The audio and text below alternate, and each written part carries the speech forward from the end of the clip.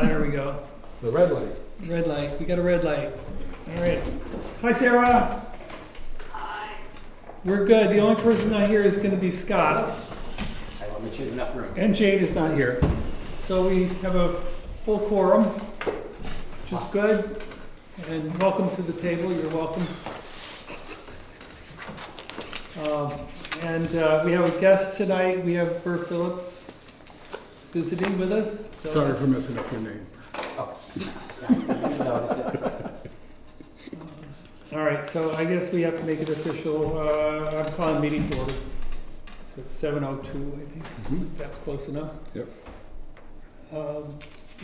Call to order, and then, let's see, we have to identify everybody who's here. Jim Moscow.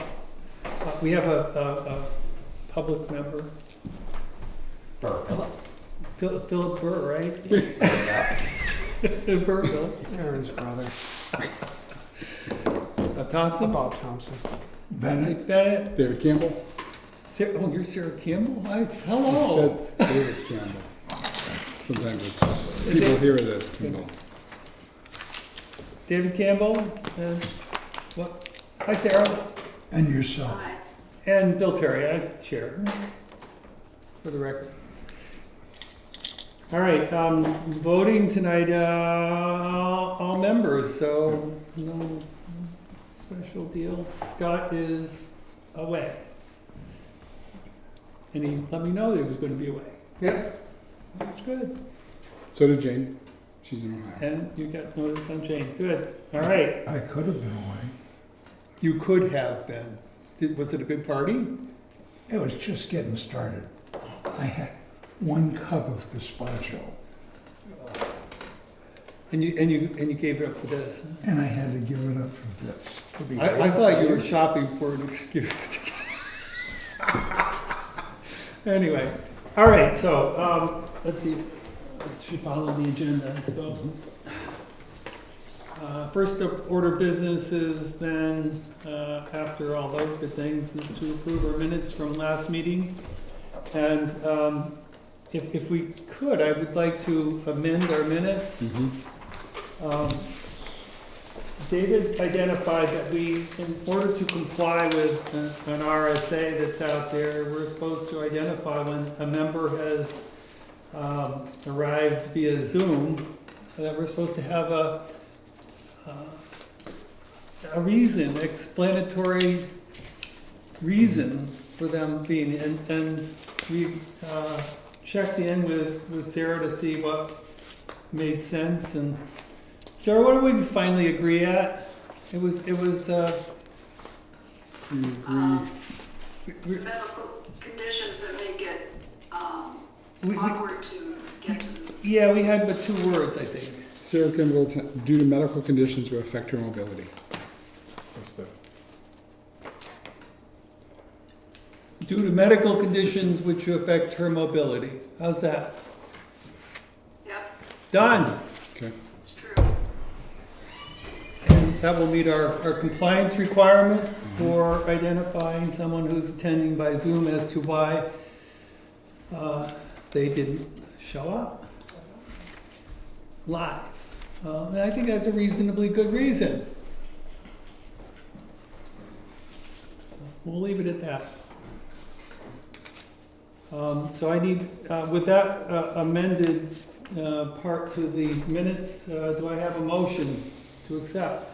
A I motion, make a motion to accept. motion from Mr. Waska, Second. second from David, all in favor? Aye. Aye. And, Aye. and Sarah, yes, I need to have you say something live so that I, Aye. yes. Usually she just does one of these and it's like, oh, aye. It's very good, yes. All right, presumably we're supposed to do roll call votes and, but I'm requesting that we waive roll call votes unless there is some instance where we do not have a unanimous vote. I agree. All right, that's I cool. agree. Welcome. Hi, good evening. We actually have another member of the Uh-huh. public here. I know. David. All right. And Courtney, before you leave, I don't know if you signed in, but can you sign the sign-in sheets before you guys I leave? missed that. I will, yes. I I want to make sure I get leave- your names correctly. Okay, I will leave at 8. Okay. All I'm right. just easing my way You never know, we might be done by 8. in. Okay, I'm with her. good. Well, But this is, high promises. this is your moment because it's on the agenda. It's time to recognize the public All right. for public comment on anything not before the planning board this evening, which means Birch. Do you have any public comment that you would Yes. like to make? I'll say hello. My name is Courtney Wrigley. I'm a new resident in Jackson. I lived here with my then boyfriend, now husband, 10 years ago, from 2010 to 2015. Spent the last 10 years in North Conway. Just moved back to our house on Sugar Hill Lane. I've got a family of 3 kids. My husband James works for AMC. Just very interested in the future of the Jackson community. Spoke at the housing meeting, that was earlier this summer. I have well, I won't say that, but I have a little bit of a planning background. Just interested in the work that you're doing and would like to help out as I can with the master planning process that is about to start. Well, welcome. As a reminder, we have 4 open positions available for folks who are not members, but will be here as an alternate, so. Maybe you can, I'm interested in learning more about that. Okay. Yeah. All it requires really is a letter of interest to our Board of Selectmen, and then it's up to them to decide whether or not to appoint you. Okay, and are those alternate members, or are you a full board at this, a full planning board at this point? We have, all our member positions are full. We have 1 alternate Yep. currently. Open, No, we have 1 alternate currently. currently, She's okay. not here tonight. Yeah, And then there are 4 open positions. for an alternate Yeah. position. Okay, great. And the alternate it's a good position. You learn a lot. Mhm. You get to speak, you sit at the table, you know, you're part of the process. Mhm. And if there isn't a quorum of members, Then you would, you slip right in and get to vote. okay, Our rules are slightly different than what is called for in the RSA, and that is that an alternate gets to participate as if they were a member, and the only thing they don't do is they do not have a vote unless they've been identified as someone who's going to vote. okay. So anyway. So process is a letter of interest to the select board. Yes. Okay, I will do that. Thank you. All right, thank you. And we'll get on with what we're doing. New legislative zoning ordinance. I didn't put her on the agenda, so. You did not, but we can make adjustments to the Okay, agenda. and I didn't don't know if you wanted to address it during the public. I didn't want to do that, but I figured that actually he's part of this. Yes. So I figured since you have a really broad thing, like 4 words describing things is gonna take 350,000 words for us to work on, that we can kind of shoot her in the neck. I mean, You've worked for me before, huh? You've worked with me before. Yeah. I mean, last time, gee. Great, thank you. Yes, thank you. Sorry about that, Sarah, but David just had to trip over the wire. Almost sent his machine flying. Yeah. Okay. We've sent out some material before the meeting to members and that's regarding and it was from New Hampshire Municipal Association, and that was regarding most of the changes that occurred for the planning for planning boards, for land use boards, a lot of changes that we're going to need to incorporate into what we're doing. And for example, our zoning ordinance allows for 2 parking spaces for each housing unit, minimum. The new requirement is 1 parking space per housing unit.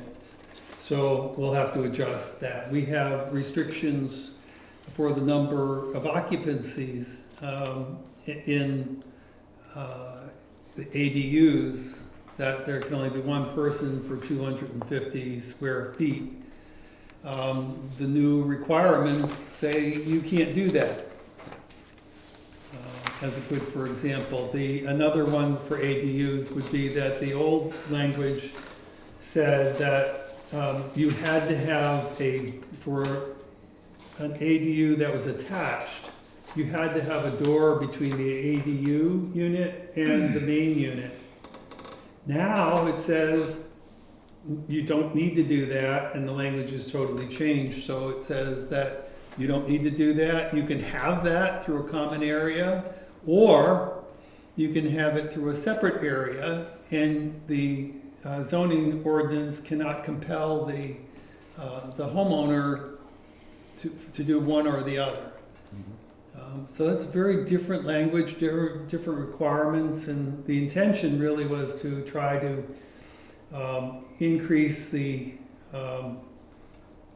flexibility for ADUs when someone's putting something together to add one to their home. Another one that's out there is that you cannot restrict the size of an ADU to less than 350 square feet. And it defines an ADU at 900 square feet. 50. And if you take a look at our zoning ordinance, we allow for 1,000. We're allowed to have something more than, but we're not allowed to go less than 350. So we're actually on the ADU process, except for the egress, we're in pretty good shape. But we're going to have to go through each of the things that are out there. And taking a look at some of the other things, for example, during the past month, I took a look at our sign ordinance, and even though that we have some parts of our sign ordinance that are appropriate, there have been updates in 2003 that supersede our zoning ordinance, and we did not update our ordinance to comply with the RSA on that. So the actual state requirements are more stringent than ours. And according to the way Section 20 in our zoning ordinance says, the more stringent application is what applies. So if the state says one thing and we say another, the more stringent deal has to be followed. So to the extent we don't update, we haven't done what we need to do, the state requirements and state RSAs play. But Sarah, I think that's true of everything we've done. We've tried not to put in our zoning ordinance things that are covered by the state RSAs when there's, for example, we don't have a lot of things regarding our building code because we rely on the building code that the state has. We don't have, like other towns where they have 600-page building code requirements. So is that why I couldn't find some of the rules that changed in our building code? That's right. Because we didn't have them in the first place. Right. and we didn't need them in the first place Okay. because we're relying on the state codes for those things. So, that may make it difficult when, either Burr or Kevin are trying to do their job because they're going, well, it's not in the zoning ordinance, but they're compelled to follow the state requirements if it's not specific in our zoning ordinance. And they're professional enough to know that most of the time. And the same is true if it's something that has to be enforced by the select board. So there are times when you guys are going to be pressed to do something and you may need to end up going to your council for advice simply because it's not necessarily captured here in our local ordinance. And this is the time of the year where we're doing that. Yes. And I just, for clarification purposes, if we're bringing up ordinances, and is that why we invited Burr tonight to help us out with some of these new state ordinances? in Yeah. part? Yes. So, in general, site disturbance, ADUs, and sign ordinance, I have listed as on the planning board's list of ordinances to take a look at. And I don't know if there are any more, and there could be that we haven't even brought up, but I know we are looking at noise mitigation, and we know whether it's through the select board or it's by petition, by voter petition, there's a high possibility we will be looking at some sort of fireworks related ordinance Yeah. coming up. And so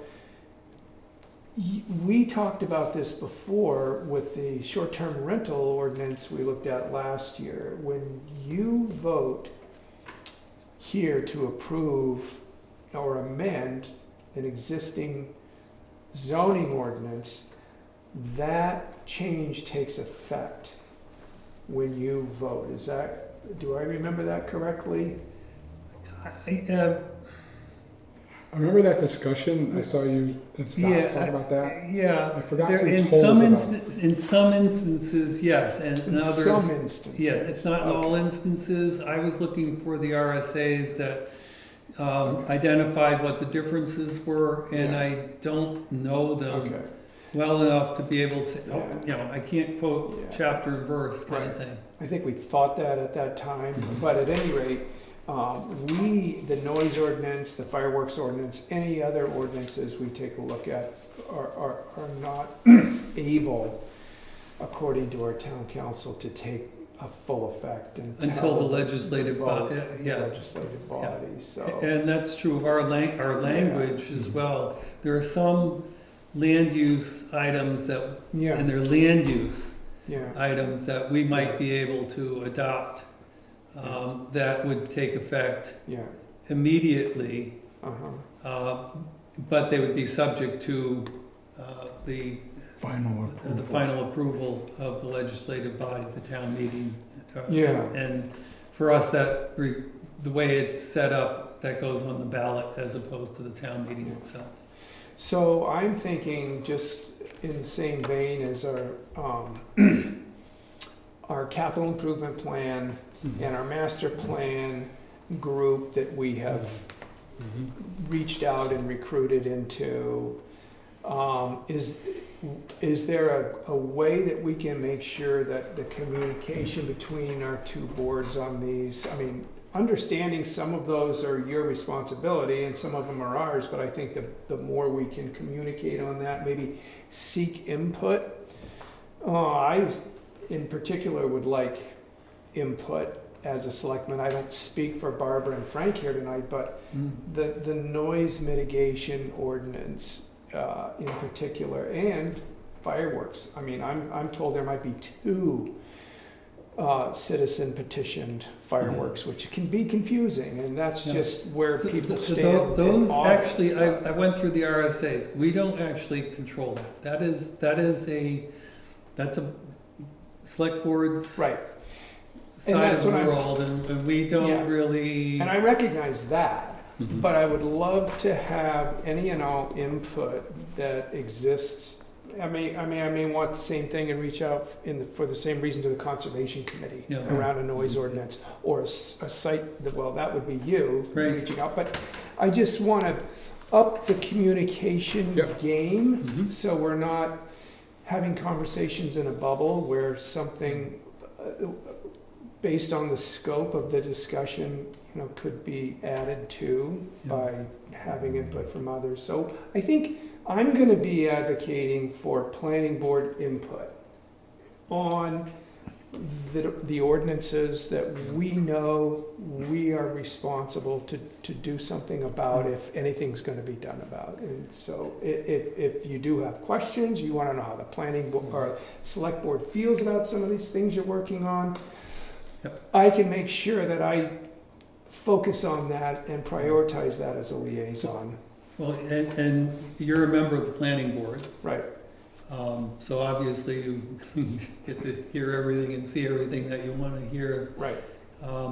And when we do the planning board forum that we've set up, that really, I wanted to make sure that we were in good stead on that. In effect, what we are doing is doing a capital improvement program committee. And that is what that is, and that's, the RSA allows us, the planning board, to do that. And that's how we actually have to characterize it as being such. Yeah. And that allows us to have all the other players in the room that we're going to have in the room. Right. It still needs to be a public meeting and all that good stuff, but it ends up being a committee meeting, not a planning board meeting per se. And it allows the members of the committee to have as much voice as a committee, but there's still just a committee. It's not the select board, it's not the planning board. Even though we're gonna have members from both groups there, as well as from the school and other folks. Right.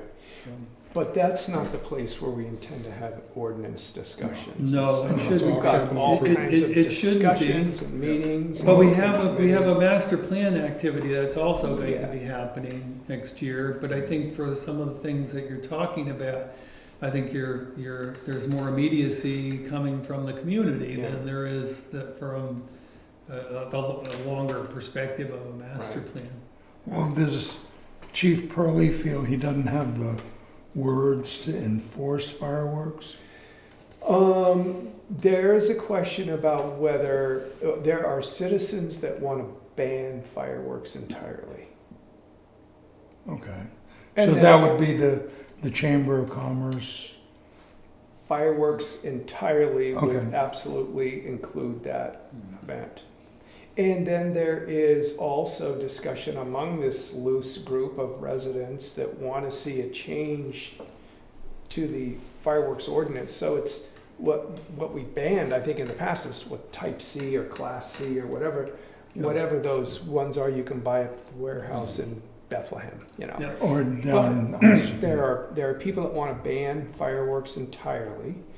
And then the second possible ordinance could be that there would be, people are talking, and this has not been vetted through any town council or any other attorney that I know of, so I don't know what it would look like, but talking about banning all Class A or whatever those fireworks are classed as, except for one town function a year on town property is kind of where they're looking Yeah. to go, which would then allow for the July fireworks show to still remain. But it's in the early stages yet. And this group, I told them after the meeting, it's like, figure out what you want to do and come back. I'm a little reticent to say, yeah, put 2 ordinances on. I mean, Yeah. I'd like to have them figure out what they want to do and put it forth. But that's just an example. And I know that when I get tasked with stuff at a certain time of the year, and all of a sudden we're in ordinance planning season, and includes when I was on the school board. You know, I get so busy I don't seek input. Yep. And I hope I get better at that this year. And we as a board want to be better at that too. Mhm. You already have Yes. gotten better. Because Dick knows there are times I couldn't have been any worse. Is that what you're saying? No, thank you. Yeah. Yeah, good. Yeah, and I think, again, we as a planning board have that extra function of the master plan process that requires that we receive input, and also that we more generally describe how things ought to work. Again, it's usually up to the select board. In fact, there's a little deal where they kind of do one of these that says, yeah, it's probably a good thing if the select board and planning board every once in a while have a meeting together, joint meeting, to talk about things so that things that are considered in the master plan can be realized by the select board. Yeah. We set out the plan, but we're not the legislative body. We're not the folks who are actually the administrative body. We're not running anything. We don't. Yeah. We're responsible. The only thing that we're truly responsible for are land use and the master plan. Those are the two things that we have total autonomy on as a board. Everything else we're subservient in many respects to either the legislative body or to the select board. Mm-hmm. So understanding that, making sure that we don't put too much on ourselves for what we try to do, and vice versa, make sure that we're doing our job relative to seeing that we don't just make plans that don't go anywhere. Mm-hmm. It doesn't make any sense to make a plan and then it doesn't happen. Which, when we take a look at some of the things in prior master plans, we set out things that seem to be platitudes as opposed to courses of action. And the nature of funding and the possibilities, not everything's going to happen. But you hope that some of the things that you set forth are actually have some possibility of becoming reality. Yeah. So we have some work to do on this stuff. The question I have is, how do we go about doing that? One of the things that we talked about, and I'll get you right in there, and that is one of the things we talked about, and I guess we have some legislation that did pass relative to what we can and can't do for lot size. And so there are some additional requirements. Is that in this? What did you hand out? The summary. I assume these House bills and Senate bills, they've all passed, or these just supposed? No, they've all passed. Those They're are all waiting- passed. All waiting for the governor to sign. And it's all inspected that she will sign all of these. Do you know if that's in there, the one regarding I don't remember seeing anything the about. lot size you're referring to, right? Well, they Yeah, there was one on lot size that said we couldn't impose certain restrictions on the lot size beyond, I believe it was something like, it was at least an acre, so but I don't remember the details. I knew there was a proposed bill that I know Bartlett, just had a warrant article just to address this sort of, but that it said they couldn't limit lot sizes smaller than, or make them bigger than a half an acre if you had water and sewer. And you had to have water and sewer, right? And that's so something that wouldn't apply to Jackson. most of what they had in the requirement did not apply to us. Right. So Bartlett just did an ordinance that said sewer's not allowed, and that's how they got around it. They didn't want that. They were afraid that, so they just passed the ordinance that said sewer's not allowed to be extended into Bartlett. Basically, other than where it's already been approved to Approved, extend right, into. yeah. And then there's, well, then, that's, anyway. So, is But- that what you're referring to, or? is Yeah, there- well, I think so, but there was some part of it I thought that might still find its way into what we have, just the way it was worded, and so, again, it's making sure that we look through and see, does it apply, not apply? And those are the kind of things we have to kind of go through and say, yeah, we looked at that. Nope, we don't have to do anything. Yeah. Or, yeah, because we have something that we agreed to relative to, and I'm making things up. Right, But, you know, if we, Hamsters. if we created something in cluster housing that said it had to be this, and now it's that. Manufactured homes is a good, for example, what is our definition of manufactured homes versus the manufactured homes definition that was used in the current legislation? That is different. There's some, it's like two words different, but I'm not sure if those are meaningful or not. It's relative to whether or not they sit on a permanent foundation or not. And I think ours requires that, and then the other, these might not, and it's Yeah. like, There's nothing in this list that talks about lot size. There could be another one that's still so, in the works. but we did have a discussion earlier around lot size and what we're using for lot size. And whether or not our requirements, and this was a question we had from Scott.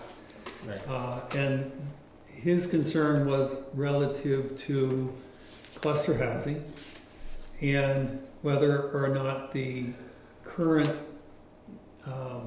place that we identify, and this is the email that we kind of traded on, what the standard is that we currently use, and how is that different from what the state uses? Are the two different, or are they, and how significant is the difference? I looked at the stuff and I'm not smart enough to understand how different they are, but it seemed like they were somewhat similar, but maybe not exactly the like. Yeah, I mean, they're done a little differently, so I guess that's the issue. I guess that's probably the biggest issue there, but clearly they're going to, Jackson's, the way the ordinance that Jackson adopted is more restrictive, is going to require larger lot sizes than what DES requires. But I don't know if I just sent you a copy of this, and the first like 12 pages of this explains it.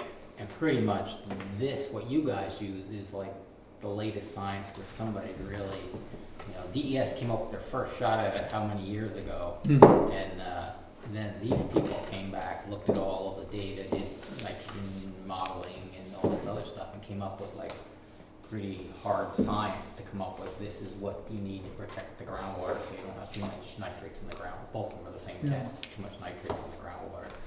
So this is more restrictive, but this is sort of clearly the best information that, this is the good science, this is the best science there is. Yeah. It's just so much, it supersedes the other stuff by leaps and bounds. Yeah, And Sarah. the science behind it. Sarah, question for you, since you know this stuff historically better than everybody here. When we pointed to this, our current, did we do it with the intention of having the best, or was there an intention to try to get larger lot sizes, or were we really looking to do what that actually does, which is protect the groundwater? I think it was on an environmental basis. You know, the groundwater and ecosystems and wetlands and so on. Okay. I mean, that was my take on it. And so here's my question. We've got a board member who, Scott's looking at this and saying, well, why can't we just go with the state requirement? Even though, we are doing, and we can have a more stringent requirement. That's okay. If they had the more stringent, we have to go with them. But, we can have a more stringent requirement. The question I would have for you, as you understand this, I try, but I don't really fully, is what we've adopted really the gold standard? Does it make sense, or are we grabbing for something that is like it's really good, but it's too good? You know what I'm saying? It's like asking for the something more than you need. I need a car, but I don't need a Cadillac. Yeah, I mean, I don't think there's any like definitive answer to that. I don't think there's a definitive answer to that question. I mean, I think clearly this is the best science, and so if somebody, if you were, the old one's the Earth's flat and this one the Earth's round, right? I mean, this is just science, not saying you can't go back and believe some of the old stuff. But how much difference is there between The- the two? well, Is it substantial, or? I should probably do like a little table of different lots to see how it works out, because you can't just say, okay, this one requires so many square feet and this one requires this many, because in the state's wisdom, if you have a well radius, again, the whole concept there is attenuating nitrogen in the soil, right? So you need certain soil types attenuate better than others. The land's steep, that's a little tougher, it gets away faster. If you have a smaller land, smaller lot, that's not going to do as much as a bigger lot, right? Yeah. So in this one, or in the state's one, they require you to take out the area of the well radius in your calculation. So if you're looking at a lot that's an acre and you have a well radius that's a quarter of an acre, in the state's one, you only get to count 3/4 of an acre. You can't count that land. So they have this, their belief is that when the sewage is moving down the hill, it gets to the well radius, and then suddenly it stops working, right? suddenly the soil just is no longer functioning. If you happen to change a rule that makes the well radius bigger, suddenly that's changed it too. It doesn't make a lot of sense to me anyway on that end of it. This one, they just say, okay, we can count all of the lot, but we're going to use the science of the soil, the updated science of the soils and the classification and all the new soil science information that's come along since the original regulations. So if I'm listening to that correctly, our calculation is actually better for a smaller lot than it would be for a larger lot? But there's the offset is this one requires more acreage for the same number of bedrooms or the same gallons per day. So this one could require additional Space. This one could end up requiring, it generally does require additional lot compared to what the state requires. So generally this does end up to be bigger lots than what the state does. Whenever we review them, Jackson's is almost always more restrictive than. And is that by 1 bedroom usually, or is it 3 bedrooms? It could be a couple of bedrooms anyway. Yeah, it could be. And again, I'd have to do it, and it's going to probably vary depending on what the conditions are, the certain soil types, and how big a well radius, and all these other ones on there. So in some cases, it may not make a big difference. In other ones, it can make a considerable. And I assume Jackson's got crappy soil for a septic. Is that? I mean, if you're up on Tyrol and North Hampshire Ridge and all the other ones, you've got poor soils for these things, so you need bigger lot sizes. If you get down along closer to the rivers where you have the alluvial soils, and The more you normal. get a lot in there. Yeah. So one, and maybe I'm making this too simple, the state allows for smaller lots, but you jeopardize or you compromise on the science or the ability to keep the nitrate out of the soil. The environmental Yeah, impact. you give up that versus this one, you give up space, but you're more conscious of environmental safety. Right. I mean, again, the idea is usually where there's septic systems, there's wells. Mhm. So if you have municipal water, then a lot of this doesn't really make that big of a difference because people Mm. aren't. The state still requires it because if there is municipal water, you're still under state law allowed to drill your own well. So they still, so if somebody decides they don't want town water, they can drill their own well. So they still require it. Hmm. You know, they still require it everywhere. And is it the water or the septic system itself that creates the issue? Well, the thing is, the septic systems emit wastewater has nitrogen in it. Right. That when it goes through the process, it turns into nitrates, basically, long story short. And so if that gets into your well, Mm. and then the issue is pretty much it's pregnant women, that the babies are starved of oxygen from too much nitrates in their well. So that's the health risks that they're combating, that they're trying to do. Now, I guess the argument you can say is, in other towns, and most of the towns don't adopt this, there's not a lot of them, there are some, but there's not a lot of towns that adopt this, that I'd be curious, are there reports of high nitrates in wells using the town's standards? Using the state standards, because if there isn't, then you could say, well, however you came about it, it's working, right? Yeah. It's working, and I Right. guess that would be worthwhile to do to do a little bit of research on it, and ask around and see if there are issues of too much nitrates. Some of this has come up, I think, somebody here, if I'm wrong, but from an affordable housing push standpoint, where if we change how we determine units on lot sizes, then it could allow us to have a denser, more affordable housing type of a building project. Right. Can you, is there a way to kind of like still keep our soil-based lot sizing methods and find a way to produce a denser housing Well, arrangement? again, you're still looking at, you want only so much sewage and so much area of land. Sure. Obviously, it varies based on the soils. Yes. And slopes on that end of it. So, I think the cluster subdivision, as I guess Scott brought up recently. Yeah. So that one, if you have this big piece of parcel, you can build a bunch of little small lots.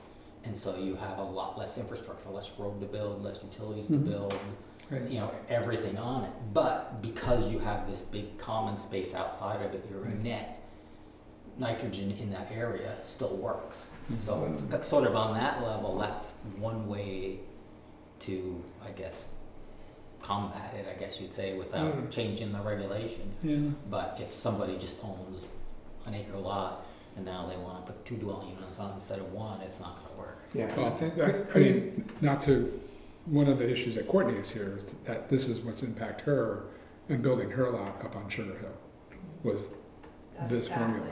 She could not build the house That you wanted. that she wanted because of this, because it didn't allow her to put that extra bit because of this form. Yeah, the other crazy question I have is that maybe it's not, with Jackson having roughly 76% of its land area not buildable, Forested. it's Yeah. either forested or in current use, Ledge. Yeah. or it's national forest. We have Dundee Forest now. We have another 1,200 acres. We have large land mass areas. Does that make a difference at all? Or obviously, if you're, if it's chic and jowl houses, one after the other, the impact within that area.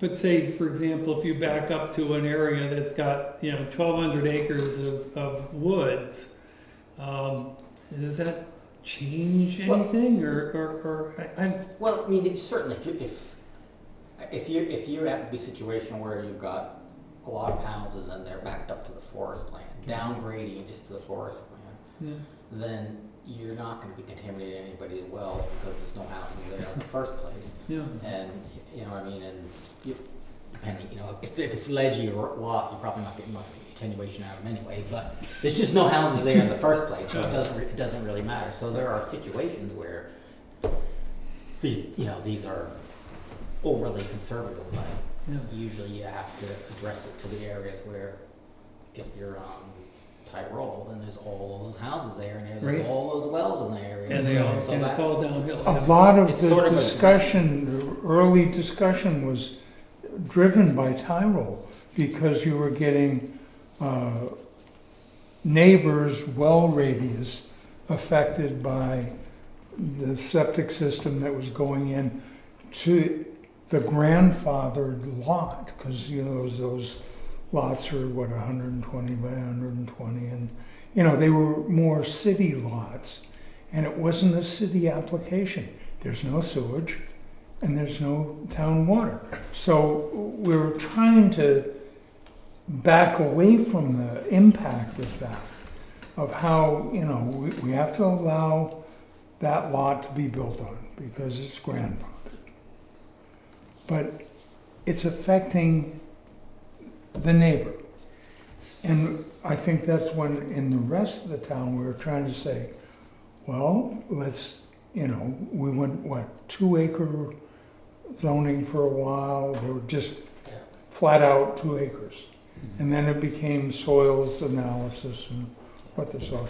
So The state changes the regulations so that if you have a well radius that goes, if you have a small lot, you put a well on it, and now it goes off onto the neighbor's land, you no longer impact them. So the state's regulations now are that 75-foot well radius is only on your lot. If you're going on somebody else's land, it's not recognized. right. So somebody can do it. So they've sort of gotten around that. And I was gonna say one other idea, like if you go to Massachusetts or some of these other states are, No, thank you. you're allowed to put in treatment systems that take the nitrates out of the wastewater.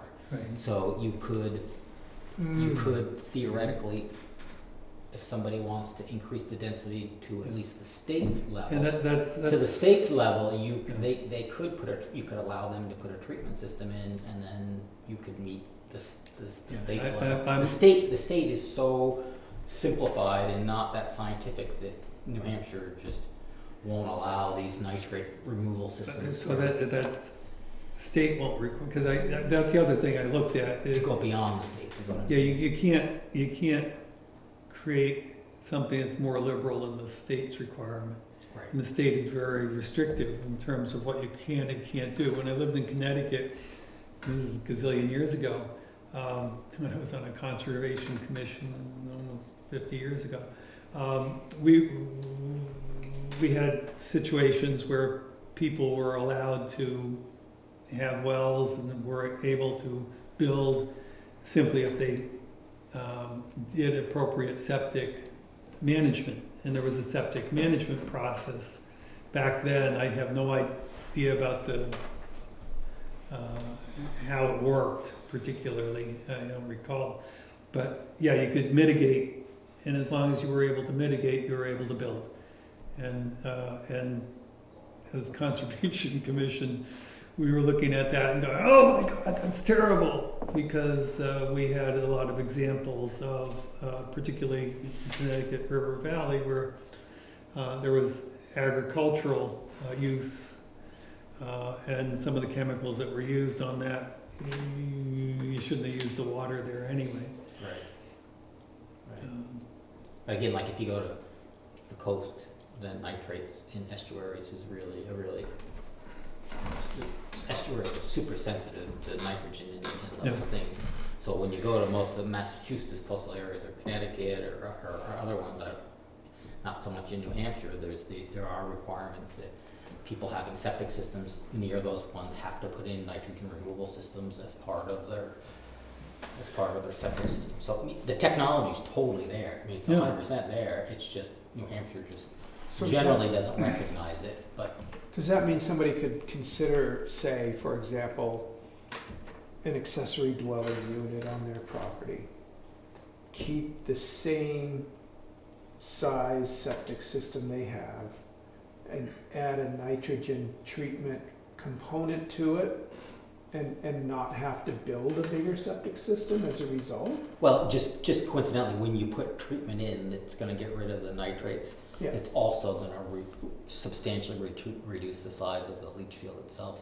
So probably in almost all cases, if you put this treatment device in there, then you probably could add that second dwelling unit or accessory dwelling unit and not have to touch it, other than you're going to need Is that what a we- tank, a separate tank. Is that what we're talking about? The people that lived up near the Mountain View area, road area had, that wanted to, maybe you weren't part of that, maybe it was just Kevin, but it seemed like there was folks up there that wanted an ADU, didn't really have the lot size to increase their septic system. Yeah, right. Was yeah. that what there that- was somebody came that up, but we just didn't have the state of New Hampshire just doesn't have the mechanism. You know, it's nothing. There's nothing in Right. our state regulations allow that to happen. Is it pretty cost prohibitive to add some sort of a treatment system like that, or who knows? Not to the scale of a lot of houses. You know, say it adds another $15,000 to your system. Yeah. Okay.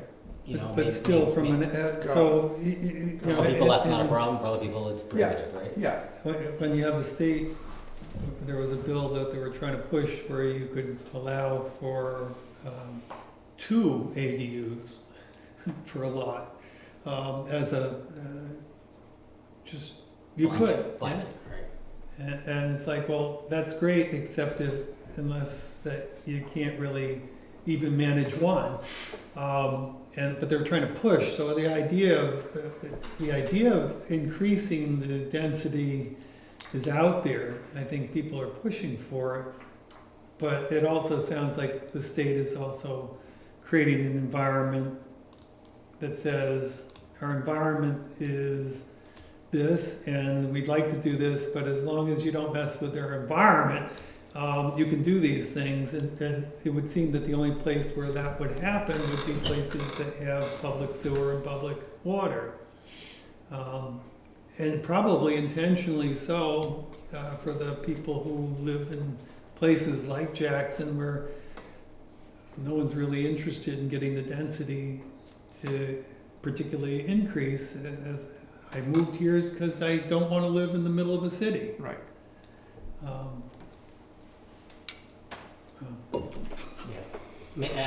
Just to clarify, these treatment devices that reduce the size of the leach field are allowed by DES regulations. It's just this nitrogen component of it to increase the density, something DES has never allowed. So there's just some things that are pretty archaic on, and Yeah. they've always been. And like the new administrator, I'm not asking too much, he's a nice enough guy there, but when they replaced the last administrator, who was an engineer and had some knowledge of the science and the things behind it, they couldn't find another engineer to take the administrator. You of weren't this. available? So, and so anyway, so they have a septic system designer as the administrator. So like a lot of this stuff, he has no idea, and there's nobody on staff there that has any on. You know, I bet you they most of them have no idea of the real logic for their own regulations. It's just All right, so So what you're saying, Yeah. in short, yeah. So I guess in short, I'm saying is I think what you're doing is clearly the best science. I think this makes the most sense. If the town's goal is to increase density, then you could fall back on the state's regulations and sort of hope for the best. I guess before I would hope for the best, I would want to do a little bit of legwork and try to Yeah. find some similar communities that don't use this and and find out they have nitrate issues. I as find well. another answer, what I heard you say is that we do have a water district. And so if I heard you correctly, within the water district, then it's possible that we could get a little bit more Increase. flexible and, Right. I think I think that makes sense. If you're in the, on Jackson Water Precinct's water, you could fall right back to the state one, and I think in 99 out of 10 out of 100 situations, it's not gonna make a difference because there aren't many people that are on, So Have town that would water be, and that would be a throw it all no-brainer, we could do that. right? If I'm hearing you correctly, and it wouldn't mess with either the state's understanding or your understanding of why we do this stuff. Right. I mean, again, you could also add in a requirement. It gets a little tricky to manage, but that if someone wanted to put in a nitrogen removal, approved nitrogen treatment technology as part of their system, then you could fall back on the state's regulations too. So if they want to spend the extra money, then scientifically you're. Do we have any nitrogen treatment facilities on single-family lots in town in right Jackson. now? Is this a I can think of technology? I can think of one treatment system at all on a design that I reviewed in the last 20 years. And I don't know if that lot's it's up on the end of Mather Way on the right, that little teeny lot, but Oh. I don't know if it was actually built or not. Uh, It was approved design only a couple of years ago, and it may just be treatment without nitrogen, because you can. There's different levels of treatment. Treatment for nitrogen is a next step beyond just reducing the leach field size. And so you're saying that as a homeowner, I could put a nitrogen system in my land, even though the state says no? So you're always allowed to do stuff. Right. We So, just can't write it in an ordinance. What's or that? Mention that in an ordinance that you can do. I guess I don't see offhand why you can't allow a nitrogen treatment system in Jackson. That's going beyond what the state requires. The state's just not going to recognize the nitrogen on their end of it. You know what I mean? So you're still not going to get below what the state allows for the minimum lot size, but you could just drop back from Jackson's to the states if you allow a nitrogen technology. The trick becomes then you have to make sure that the system's actually being operated properly and someone's checking it regularly. You know, those. Yeah. Otherwise, does it stay in there? Do they pull it out and then they're no longer doing it? So that's. Well, we also don't check to see whether or not people are properly managing their septic systems either, Yeah, so for right. that matter, so. Or their cesspools, which we still have some in town. Yes. There's probably some easy ways to just have some reporting, right? Just say, okay, once a year, just have them submit a thing saying from an inspection person or something like that. You know, it wouldn't have to be too complicated, but. Okay. So. I don't know if I've made it more, confused you more, or making you think about more, or vice versa. All of those things. Yes, all of those. You have to kind of make the judgment call on yourself. What are you going to prioritize? You're going to prioritize reducing lot sizes to increase density and potentially add some additional housing units in here, and sacrifice on the environmental, potentially sacrifice on the environmental side of it, or are you going to stay focused on? I think we'd like. Using the I think science, the we'd best like. We'd one. like to do both. Yeah. We would like to Everything. potentially have the opportunity to increase density without sacrificing the environment, and looking for any ways that we could do that. And I think what you're suggesting is that we have some opportunities. Not a lot, and not in most areas, but we have some. And then the question is, do we want to make changes in those areas where we can, where it would make a difference? Largely in the area where we have, if I'm hearing you correctly, it would only be in those areas that are served by a water system. And therefore that's the village district mostly, and that's probably where we wouldn't have a lot of Demand. negative concern from the community about increasing density. At least that's my perception. I don't think any of us want to have a 400-unit apartment building next door to us. That we've somehow figured out how to make that work. Even if we could make the environment wonderful for it. But where you already have some density, because of historic reasons, and also because it's part of where there's more traffic, there's more everything. It might make sense. I think one thing I'm taking away from this discussion, I do like the logic of the soil-based lot sizing system that we currently use, as I see it as more of a science-based best practice than just a arbitrary size that doesn't consider the actual soil on the lot. And That's just my and that's what we personal- moved from. We moved from 2-acre lots. Yeah, right, I mean, 2-acre Right. minimum, and it's like, right, wow. yeah.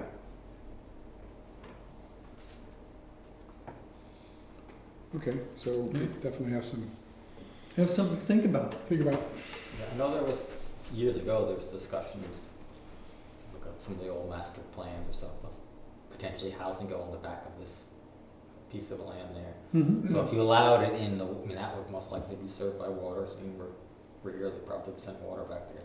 So that's one where if you allowed it in where you're served by municipal water, then you potentially could increase the number of units you could put Yeah. on that land back there. And that's If the housing people decide that, the town decides that's what they Yeah. wanna do. and it's certainly a town property and one that actually is pretty nice piece of. And the property that Scott's looking at, that's not in the village district?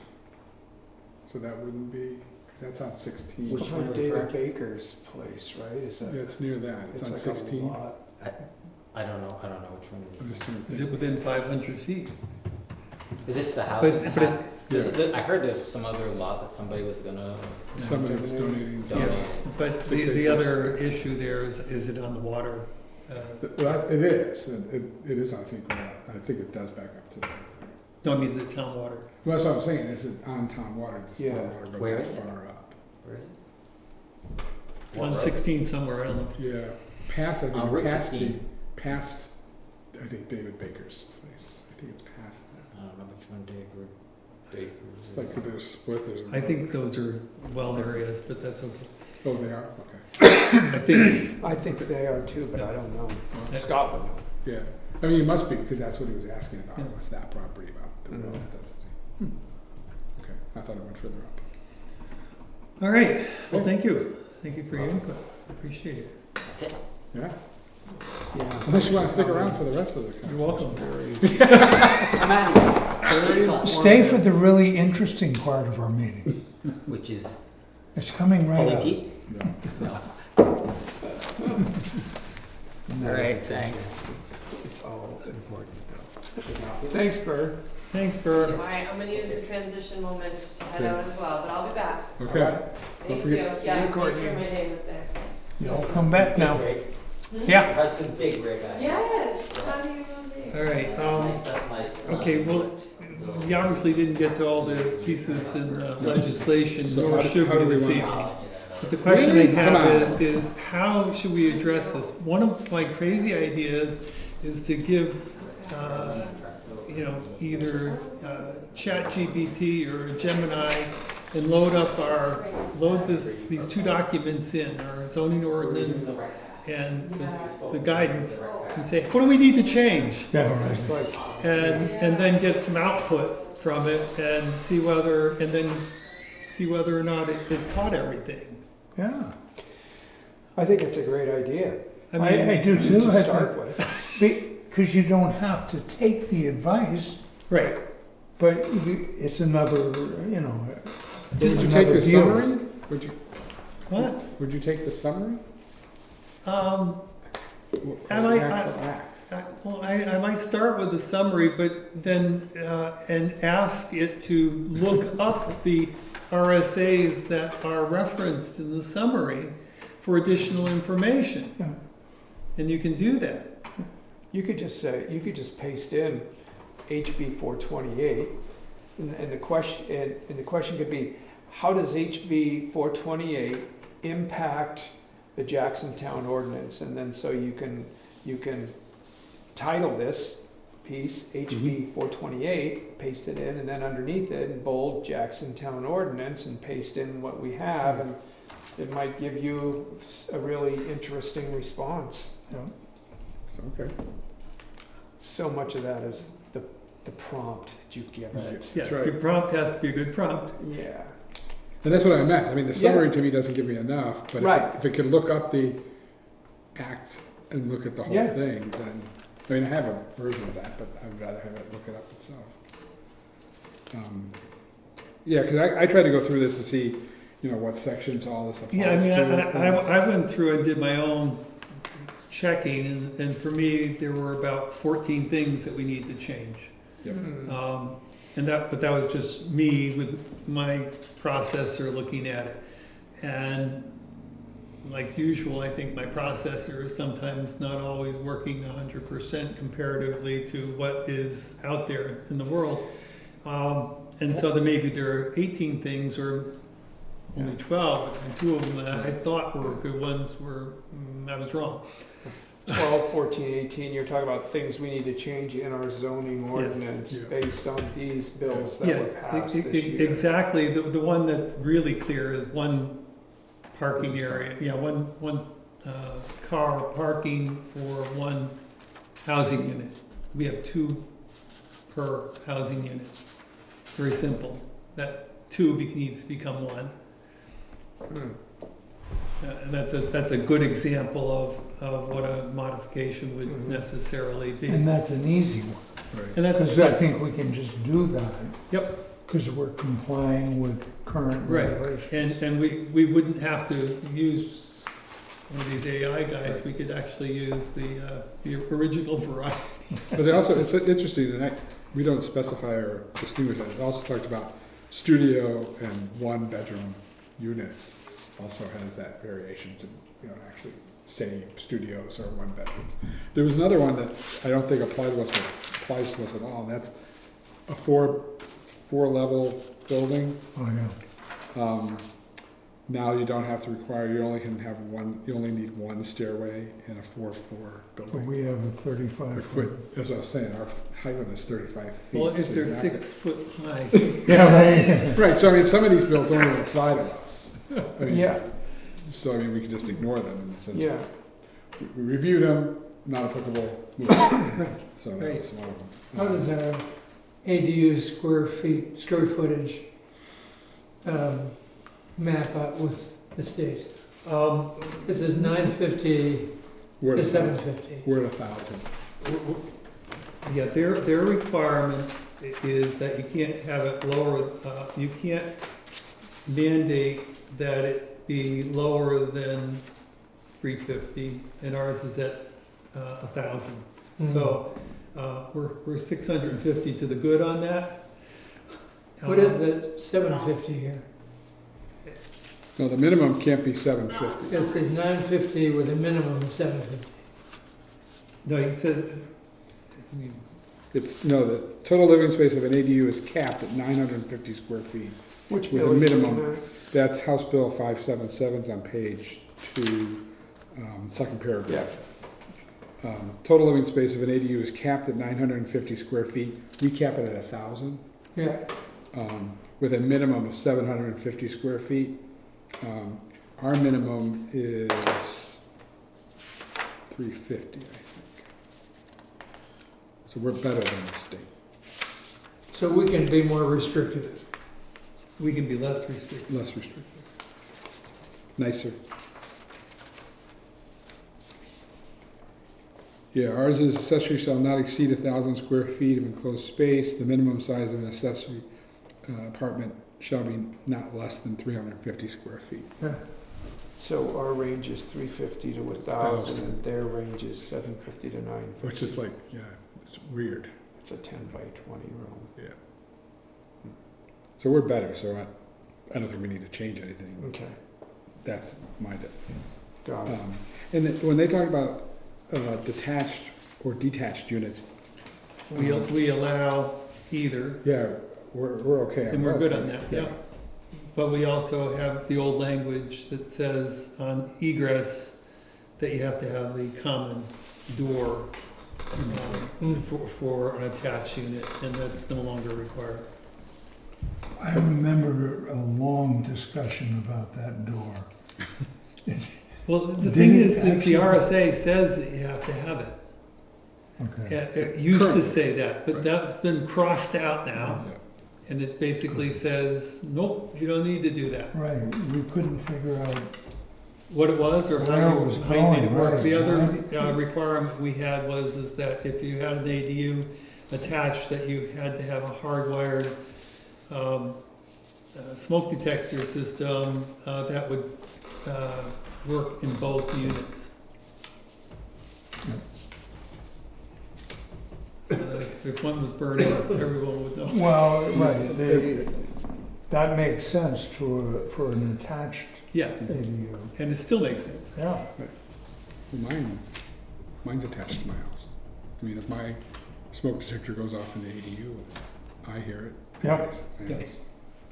The other one that doesn't apply to us, or that we're okay, I think, is House Bill 631. That talks about housing in what they call commercial area, which we don't technically have a commercial area.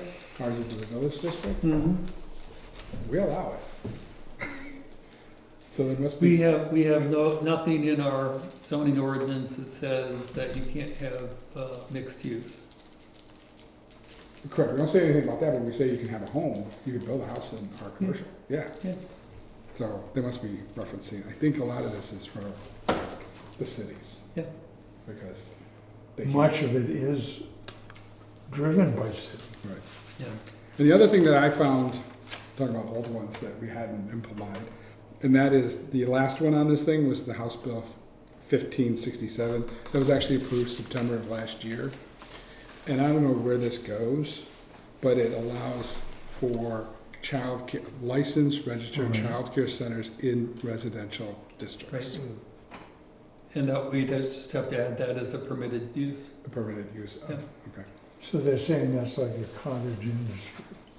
Mhm. I can see it as, that woman that takes in kids. Yeah, ours says Yeah. cottage industry, and then, but this is very specific, Right. so, being very specific, it's number 11. Yeah, yeah, it just allows, because we don't like businesses in a commercial, this is technically a business, Yes. because they have to be registered and licensed by the Yeah, state. but we also Short-term allow rentals are- cottage industry in our residential area, so the question, it's right there. I know, but what's cottage industry? Exactly, what is it? Right, the home workshop and, You know, if you do potter's quilting studio in your and- home Okay. or, for example, we have somebody who builds chairs, right? R&R chairs, that's a cottage industry, they do it in their, he has a barn, he Oh, okay. builds chairs. Yeah. That's a cottage industry. Okay.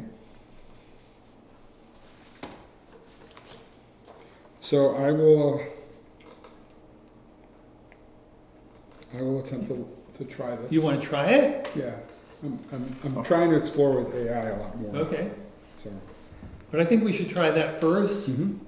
And then we can have a work session to work that through, maybe in October or Mhm. November or November. sometime when we're not doing planning board forums. Well, remember, because that would still give us enough time to have a public hearing, Yes, all the changes and apply. that's the other part. When we do make changes to the language, we do have to have it approved by the legislative body, unless it is specifically a housekeeping right. item. And these are not housekeeping items. No. No. So, and when we do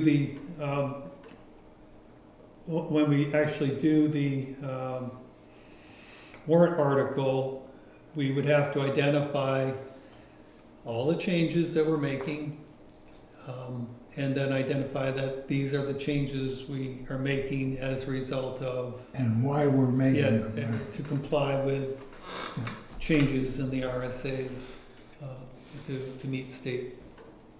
So the best would be to try to get this, all the changes down at one time. Yep. Because then we can have one public meeting. Yep. Hearing to review all of them. Yep. Will they have to be on separate warrant articles? No. Thank God. No, we can We can stack bunch them them. right up. Okay. We can bunch them and say the following wording changes are being made to the current zoning ordinance to comply with state law. And in addition to the work on the state passed Senate and House bills, your public hearing is also going to include sign ordinance and site disturbance work. Site disturbance, we already worked on, made changes to. Okay, so that's done. That's Yeah. done. That's Okay. done. Burr did a complete thing. To the extent that, Burr put together, and it's not our business to administer it, our business is to create the ordinance. Burr put together the notice of intent. He can, with the board of, select board's approval, put whatever the heck he wants on that's going to meet the zoning ordinance. Just the same way that you can make adjustments to the STR stuff.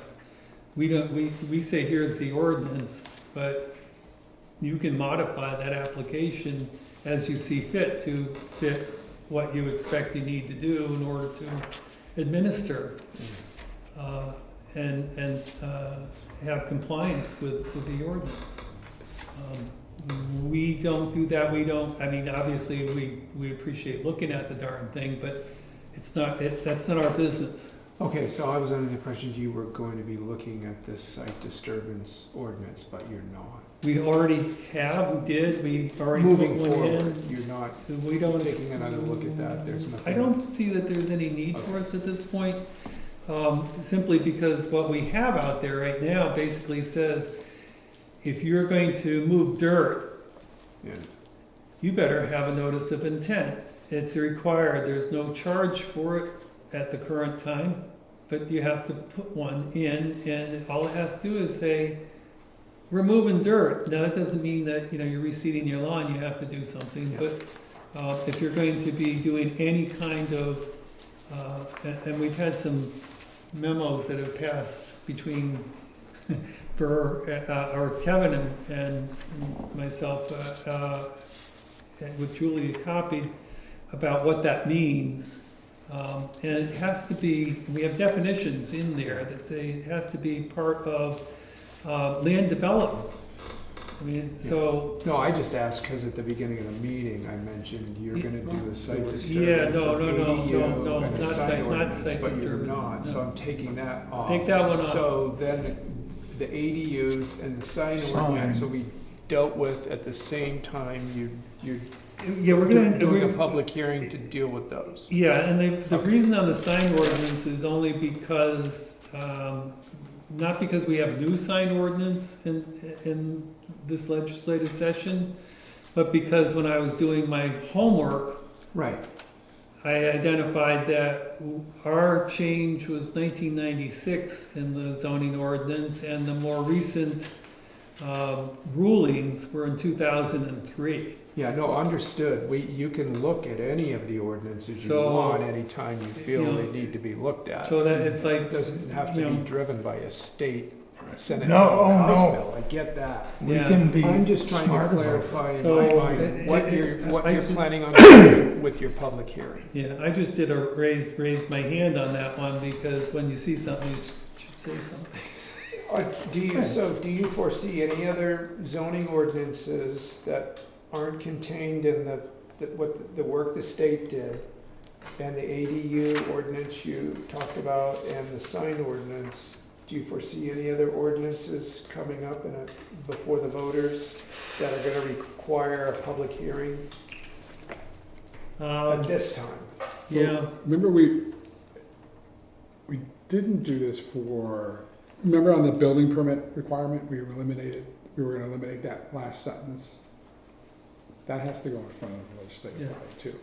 That was on section 18.2, when there was the alterations to an existing building or structure within the existing footprint not to exceed $10,000 in estimated value. Yeah. Kevin wanted that, suggested we remove that. Just remove it. Okay. And I assume that has to Yeah. be, that would be included. Maybe that's what we were talking about with Okay. Kevin, because the site disturbance was that form that everybody was looking for, and Burr has done that. Yeah. But it was, Got it. that was what we were looking at. Okay.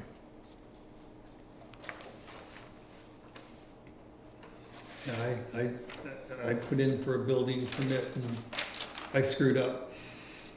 I calculated the amount incorrectly. The materials cost or the?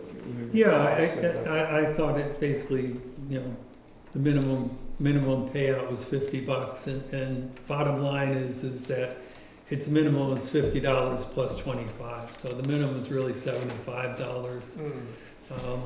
And you can't get away with anything less than that. So it's like, oh, okay, I wrote a check out for, they said the minimum was $50, I have a $5,000 project, I said, that's gotta be only $50. Right. No, it's No. 75, sorry. There's one other bill, it's actually part of the first one, or it's actually the second one, Senate Bill 188. It falls into both categories. It falls into our building codes, which is not us. And because we reference it in our zoning, and that's that speedy approval Mm-hmm, and allowing to use external. yes, yeah.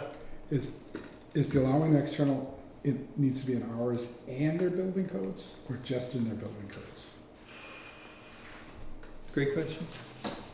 I think it definitely needs to be in the building code, Yes, that's what I figured. for sure, and I don't think that we need to change the zoning ordinance if we refer it to the building code. Okay. I mean, we talked about the additional days and how much time Kevin has to approve it, Yeah. all of this. We do go into a lot of detail about what the copy should look like, what the permit is for. It would be one of the things that we'll look at. and I'll have Jake- Yeah, there might look at be, something. those are the kind of things where there might be 3 words that need to change. I don't know who does. It looks like you guys do this, the building codes, Okay. right? Yeah, well, there's 2 things about the building code. No, that's not entirely true. We're responsible for the building code, Oh, okay. creating it, not administering it or complying. The compliance is entirely up with the select board and Building inspector. and Kevin as their representative. But we can Any add, changes will be generated by planning Oh, board okay. then? Is I that- tried to read this and it yeah, didn't specify us at the- all. The select board can't come up with, cannot create their own building code. We have to do that. Okay, If there's any requirement, but again, the new requirements are that our building code, we can't really do anything on our building code. That's different from what the state requires. So then the question is, do we have to review our building code to determine whether or not we have anything in there? We're allowed pretty to have administrative things in our building code which are not regulated by the state. But we cannot say, gee, you can't have, You can't have pink shutters on your Yeah. house. because we don't have anything in our zoning ordinance that requires aesthetic process Right. of any kind. We could have that.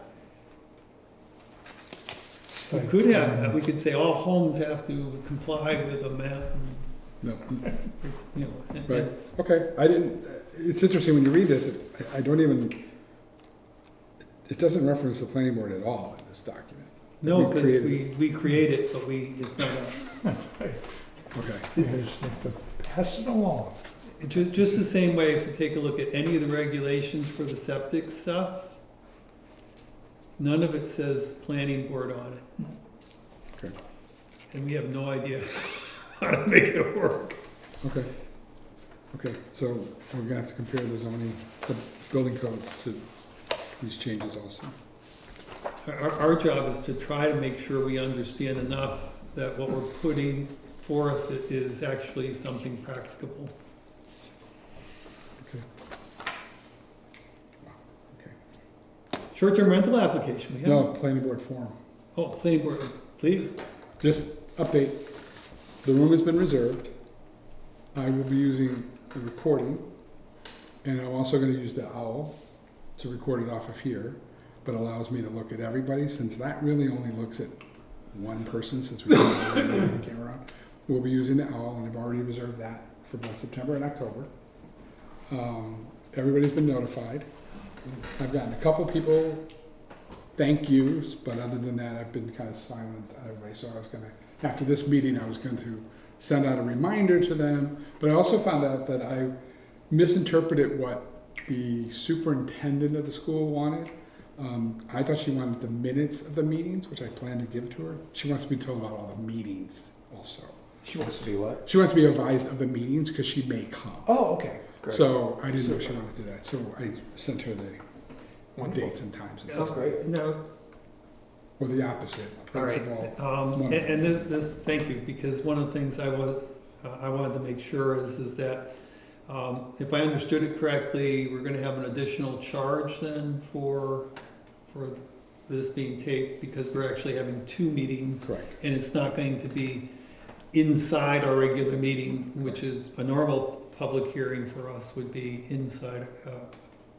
We'd have a regular meeting, start, public hearing, regular, and then we go back to our regular meeting, so it's one meeting, even though there are multiple things on the agenda, including a public hearing. This is going to be a separate, in effect, it is an ancillary to the capital improvement plan or program, whichever you want to call it. And it in effect ends up being a subset of that, a committee meeting for that. And that's the only way we can have one of these meetings and still meet the RSA requirements for us to sponsor it. And that works. If it's a planning board function, that specifically planning board, I'm supposed to chair the darn thing according to the RSA. But if it's a committee, then the chair responsibility can be handed off, which we've talked about doing. So that works. My sense is that it's still a planning board function though. And so that all works, and the RSA's all line up. I think we're okay. But we also appear that we're going to be being charged an additional amount for the taping of that, and so I'm looking to have the planning board approve the charge. Roughly going to be $300. Out of our budget, we have plenty of budget. We've only used half of our budget so far this year. For the $300, if I have a motion to accept charges to cover taping our sessions. I make that motion. Second. All right. All in favor? Aye. Aye. Aye. Thank you, Sarah. All right, so you can tape. Okay, I will notify Julie that that was approved tonight. Again, trying to do this the right way, make sure we're covered and, And he's gonna We put, shouldn't he's gonna have put, any- he's gonna put it under the planning board on the website. Yeah. It'll be There- labeled this, planning board forum, but it'll be under our, But we shouldn't have some lawyer coming in here to, thump on us for having this meeting. But I agree with you, we're trying to do it just, by the book. just in case. Yeah, well, it's open to the public too, so we wanna make sure that Right. they understand. as long as they don't talk. Well, that will be the rule, since I'm chairing the room. And we'll have to do the appropriate notices and all that good stuff. Yes, I already figured that out. I talked to Julie about that. And I looked at the RSA, it's really just 10-day notification in two places, the post office and here. That's all I have to do. I thought I had to do something in the paper. But I don't. Legal requirements to places. So that's all set. It'd be nice to get it in e-news, obviously. Oh yeah, definitely. It'll always be there. I always send it to them. Okay. Okay, now we can do that. Sorry, I didn't mean to jump. Oh, no. Oh, I wanted to get that done in order. Okay, so we have one. I did send out the packet earlier. Brian Cormier, 28-2 High Pasture West Road, Jackson. West Road, I don't know where that is. So it is a 4-bedroom tax card approved with septics, and they say it sleeps 8. So that is according to our issue. They did fill out the paperwork correctly. This is a new rental, so they are now limited to the 30 rentals. So they filled out that correctly. All the documents were signed appropriately. Just looking at the form, we had talked, Bob, earlier about making changes to the application for a couple of areas because for lack of clarity, especially on a couple of things. And I wondered if you guys were gonna make any changes at all to that, to the application To the form? itself. Yeah, the application. That's totally within your bailiwick to make that change. For anything that you guys had said that there were some things that you didn't like about the application, so go at it. Well, I think we wanted to clean up the whole grandfather mess. Yeah. Right. Yeah. Yeah. Other than that, I'm not aware of any That is the other thing. conversations we've had, but yeah. Ryan Cormier. So he's But that's the right other in thing. line with what he's advertising and what he's Yeah. got a septic and Everything, bedrooms for, so. And he hasn't had a meals and room for the last 6 years. No, it's amazing. Yeah. Yeah. No, it's Well, I'd make. a Just motion issued, to actually. Do we have a motion to accept the application? I have a motion to accept the application. I have a second. Dick's got the motion, second from Jim. All in favor? I Sarah? Aye. Aye. Thank you. Aye. Aye, aye.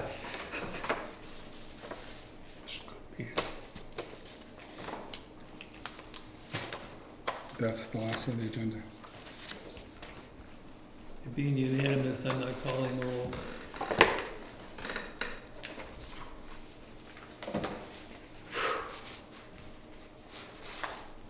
Well, we had a great discussion tonight. I thought that was fun, that was interesting. Learned something. I learned something. Burr's a knowledgeable guy. He is. Oh, yeah. A lot better than going to the birthday party. I have a motion, do I have a motion? I have a motion, I saw a motion, but do I have a motion? I make a motion that we go, We leave? Yeah, oh. adjourn. I have a second, I have a motion and a second, all in favor? Aye. Aye. Woo! Aye. Thanks, guys. Oh. You think you can keep that one, it's the worst thing I've ever. That's why they're That's there. why you're giving it back. Right. If there were any decent ones.